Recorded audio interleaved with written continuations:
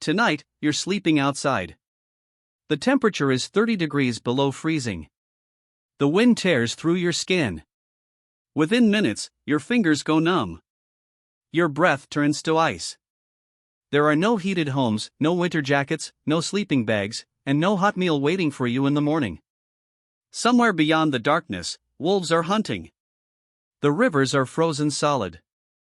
The forests are silent. Every hour you stay exposed brings you closer to hypothermia.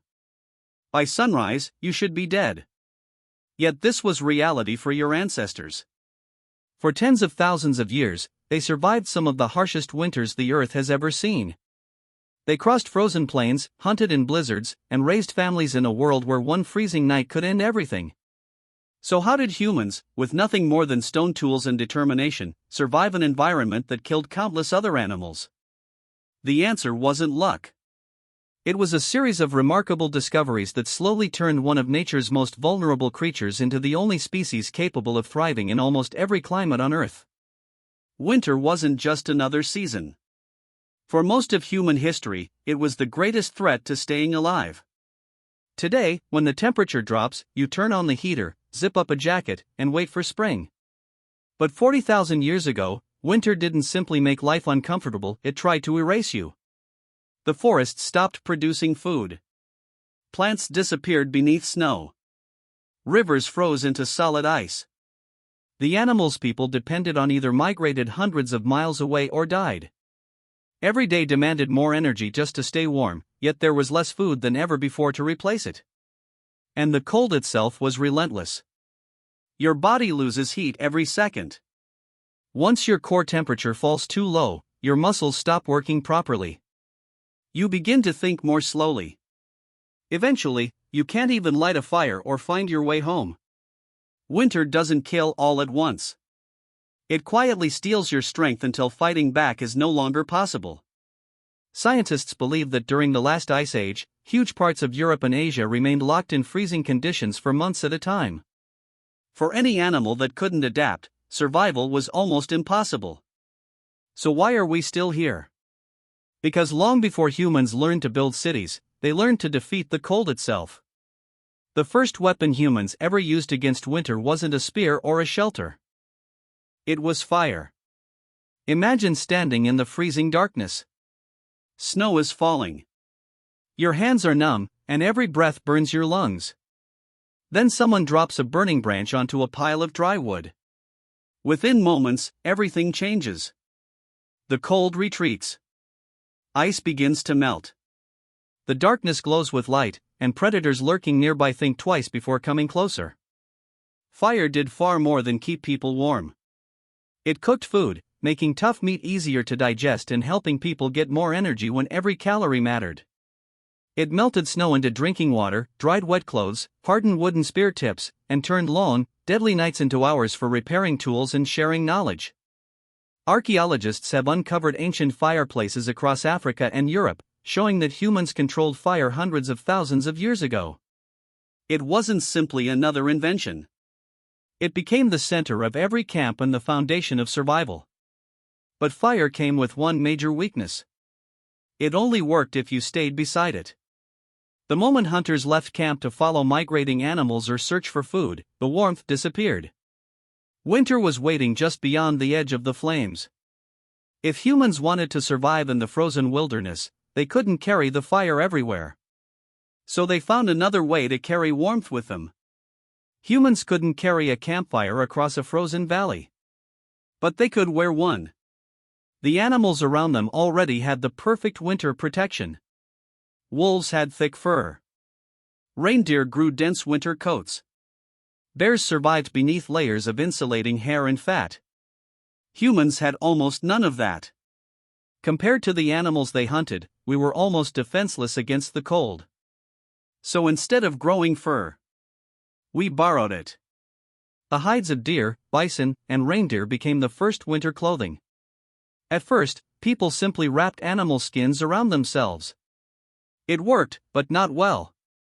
Loose hides slipped, froze, and let freezing air reach the body. Then came a breakthrough. Archaeologists have discovered bone needles more than 40,000 years old. With them, humans stitched hides together using animal sinew, creating fitted clothing that trapped warm air close to the skin. Fur boots protected frozen feet, while hooded garments shielded the face from icy winds. For the first time, warmth wasn't tied to a campfire. People could carry it wherever they went. But even the best clothing couldn't stop the freezing wind forever.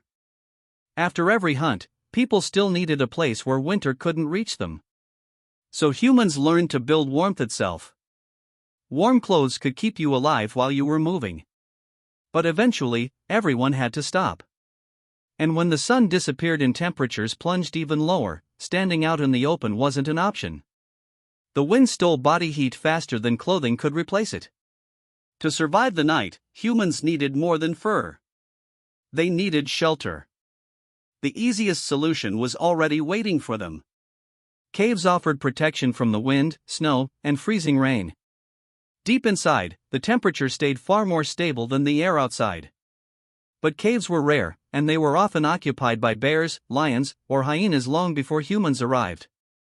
So people built their own. Across Ice Age Europe, archaeologists have uncovered circular homes made from mammoth bones, covered with animal hides and packed with grass for insulation. In places without mammoths, people used wood, branches, and earth to block the wind. At the center of nearly every shelter burned a fire, turning a freezing space into a place where families could sleep, repair tools, and prepare for another day. For the first time, humans weren't just surviving winter. They were living through it. But even the warmest shelter couldn't solve the biggest problem of all. A fire can't cook food you don't have.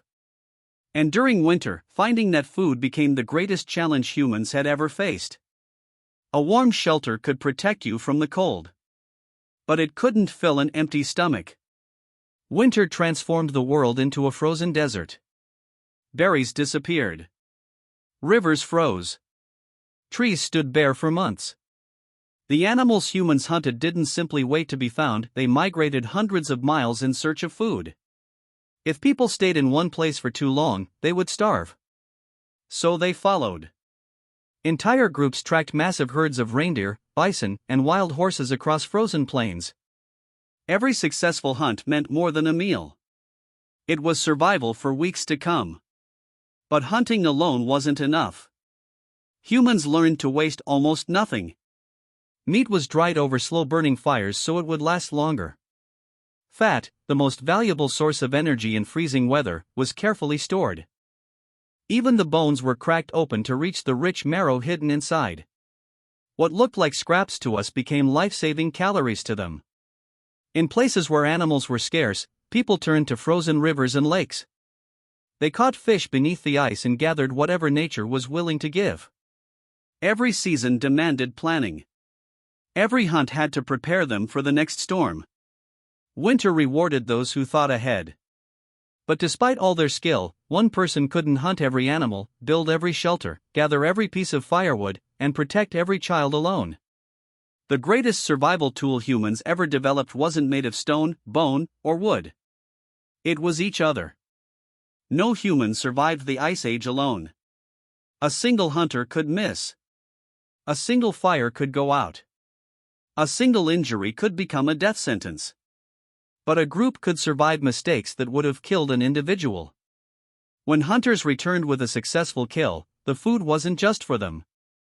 It was shared with children, elders, and those too injured to hunt. While some people tracked animals, others gathered firewood, repaired clothing, prepared meals, or cared for the camp.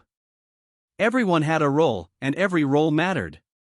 Archaeologists have even discovered the remains of prehistoric people who lived for years with severe injuries or disabilities, people who could only have survived because others cared for them. That tells us something extraordinary. Humans didn't conquer winter because we were the strongest. We conquered it because we refused to face it alone. Every freezing season taught the same lesson: a tribe that worked together had a better chance of seeing another spring than one that didn't. And over thousands of years, those brutal winters did more than shape how humans lived. They began to shape humans themselves. Winter didn't just test human survival. It changed the course of our evolution.